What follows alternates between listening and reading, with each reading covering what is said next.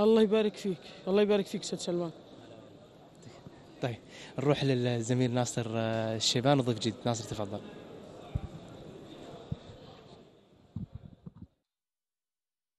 لك زميلي فيصل بجواري الأستاذ سلمان القريني، أحييك البداية أستاذ سلمان في هذا.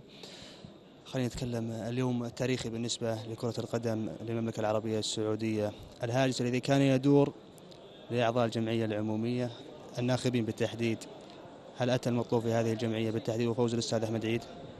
أولا بسم الله الرحمن الرحيم، نبارك للأستاذ أحمد عيد وبرضه نبارك للأستاذ خالد معمر، لأنها كان التنافس صراحة يعني كان الفارق ضئيل جدا. طبعا الأستاذ أحمد نقول نبارك له ونقول الله يعينه، لأن المهمة يعني صعبة. الجميل في الموضوع أو الجميل في هذا الحدث أنها يعني تعتبر لحظة تاريخية. طبعا نشكر كل من سعى إلى أن وصلنا لهذه اللحظة. صراحة تنظيم رائع، تنافس مثير.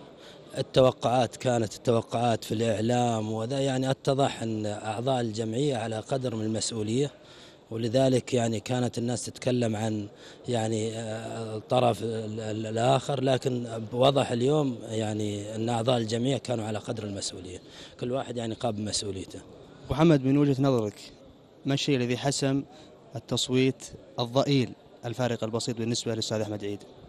والله يبدو لي أن الجولة الأولى يعني ما أتوقع يعني عملية أن أي شخص أو ناخب يعني أخذ الصوت، يعني ما أتوقع أنه يعني أنه تخليه يعني، لأن الفرق ضئيل، ولذلك أنا أتوقع ما في يعني عملية أنه بيتغير الصوت. يعني كان المتوقع بعد الجولة الأولى أنه يعني يزيد العدد بالنسبة للأستاذ أحمد عيد، لكن ومع ذلك كانت زيادة للأستاذ خالد المعمر.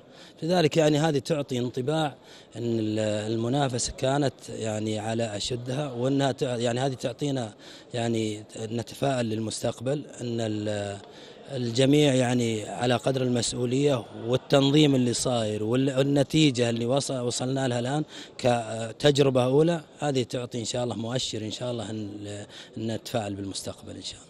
أخيرا، أمامكم مرحلة مهمة بالنسبة لأن تكونوا أعضاء مجلس إدارة الاتحاد السعودي، كيف سيتم العمل على ذلك؟